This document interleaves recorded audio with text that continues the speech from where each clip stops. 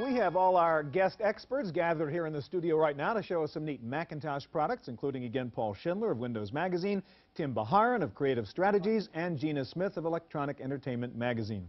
Paul, let's start with you, and what do you have for the Mac? A bunch of Mac stuff. Wanted to just mention Richard Dalton of Keep Track gave me a hand picking this software out, and the first one I have is the new Grolier Multimedia Encyclopedia from Grolier Electronic Publishing in Stamford, Connecticut. It's $400, and the 1994 edition adds animated maps. The first to secede on December 20th, 1860.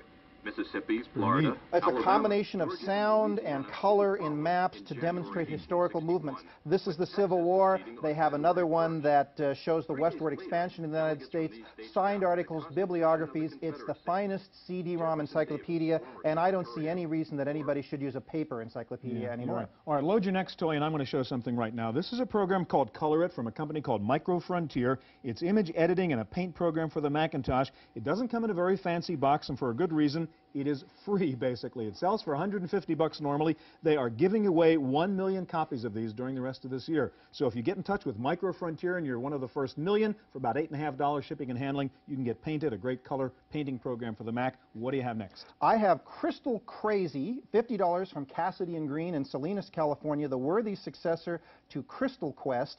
It has many of the same elements. It has the little ship. It has crystals you can gather. It has the cool sound effects. That was me dying. And what I want to do is get up here and show you the second level, because instead of just gathering crystals, at the second level, you smash objects into the wall. Sounds like fun. It's a terrific game. It's always been a terrific game. It's good in color, and I just can't recommend this highly enough. Yeah, get all those hostilities out. Yes, knock that statue down there. And if they don't hit the wall hard enough, they don't break. So that's Crystal Quest. All right, Crystal Crazy. Now, Crystal Crazy. Yeah. What do you got next? You're going to. I will play with something while you show that. While I show this. This is $500. It's the Sticka from the Roland Digital Group in Irvine, California. And you see this now. What's a Sticka? Unbelievable is what a Sticka is. It makes vinyl signs. Now, I'm confidently told it would cost you $20 to have this vinyl sign done. You put in raw vinyl into this device, you hook it to your Macintosh, you use some software, and you can do custom in any typeface you want. I did the Computer Chronicles. With a little more experience, the letters would have come out straight. Great. All right, one more thing. This is the Disney Screensaver, $50 from Berkeley Systems. You know, they say everything has been done in Screensavers. This is incredible. They licensed the Disney characters. They grabbed the bitmaps from actual Disney animation, and it's hours of movement. Goofy just steals your files, huh? Goofy just grabs your folders and shoves them off your screen. Funniest thing I've ever seen. It's really cute. All right, Paul, thank you very much. I want to go over here and join Tim. And Tim, what do you have up on the Mac? Hi, Stuart. This is a new product from Microsoft called Creative Writer, and it's really a word processor for kids, but you wouldn't know it. What you do is you see they've got an Idea Workshop, Project Workshop, Writing Studio, and Library. We're going to go up here to the Idea Workshop. And it brings us to kind of, it looks like a slot machine in reality, but it's actually a little device that we can use to give us story ideas. And so it's going to bring up a bigger version of it, and we pull the fish down, and it gives us a couple of things right until we get maybe the terminology we want to get the creative juices flowing. So this is the squirrel sprinted underneath a deserted island. May sound crazy, but we'll go over to a sheet now where we can actually start playing with the sentence. And the sentence comes up, and you already see this squirrel and everything. So now we can start playing with it. We can actually take that and add color to it, and perhaps we could even make it bigger by hitting this. And then we can go to another segment and add a click art item of some type. We're going to go ahead and add a giraffe and put him in here. And now you can see we've got this kind of a crazy little story idea coming around. But it's a great little product. It's really cute. Absolutely. And I think that parents will love to have this for kids to get them their creative juices flowing and learning about writing. Creative Writer. Right. All right, while you load up your next thing, let me show one thing very similar to what you were talking about, Kid Studio, another creative program, a little more graphically oriented, less text-oriented, from a company called Cyber Puppy Software. It's really neat for kids. As you can see, lots of pictures, lots of things for kids to play with and become creative, similar to Creative Writer. What else do you have, Tim?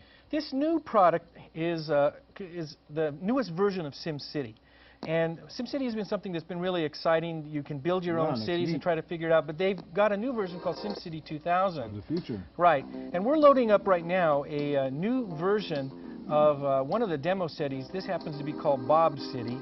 And we're going to zoom in here real quick and take a good look at the bigger picture.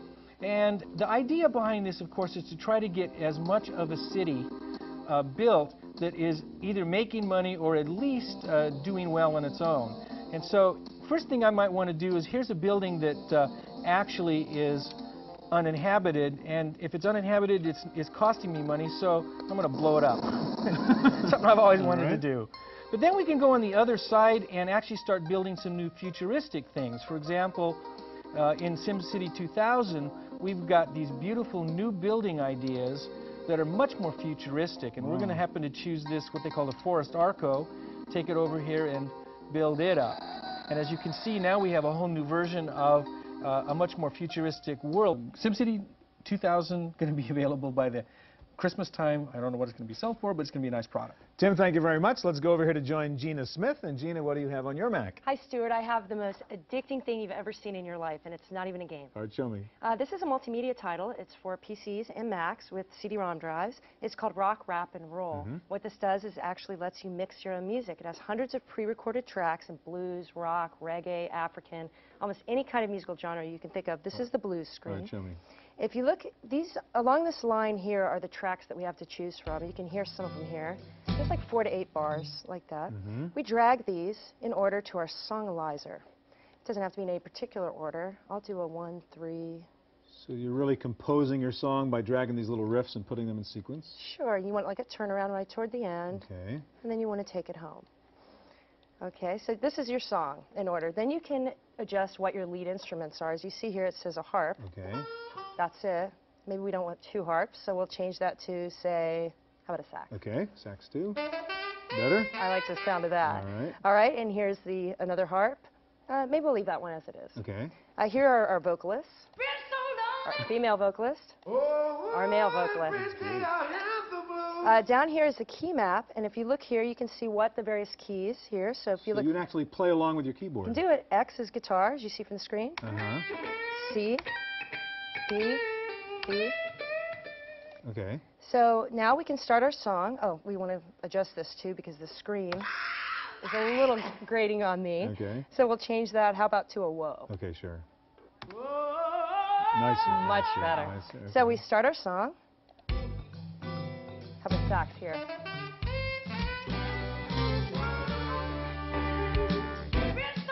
So you're playing this, right? This is it. We're playing everything. We're playing the voices here. How about a whoa? Too much. It's pretty neat. All right. And that's about it. I want to show you one thing, Gina. If we can get out of this a second. Let me grab the just go mouse to from you a quit second. for a Get over minute. quit. I want to show you something. There's a little moral question involved in this, perhaps. See ya? Okay. Yeah. This is something new. It's over here. It's called the Game Cheater. Okay. And it's a little guy named Axis, and it actually lets you cheat on most of the computer games. Now, you know, and this is maybe not a right thing to do, but it's a lot of fun. You get frustrated playing these games, and you cannot get anywhere. These are all the games you can cheat on with Game Cheater. We see 4D Boxing, A-Train, Beyond Dark Castle, Crystal Crazy. Paul was playing that before. We could have gotten him an extra ship or a smart bomb. A whole bunch of other games here. You want to cheat on Lemmings, and you can get all kinds of extra climbers and floaters and bombers, etc. Really neat Game Cheater. You can do better at Prince of Persia and all those other things. There's a couple other things you wanted to show real quick. A couple other things really quick. What I have here is the 4th in the Living Book series from Broderbund. This is called The Tortoise and the Hare. It's an interactive Aesop's fable. It's fantastic. Okay, it also comes with a storybook for your kids. And if you've always wanted to play Captain Kirk and pilot the Enterprise, you can. This is Star Trek 25th Anniversary. It's from MacPlay. It's like a flight simulator, only instead of an airplane, you fly the Enterprise. All right, Gina, thank you very much. Coming up next, a whole host of neat goodies for DOS and Windows, so don't go away.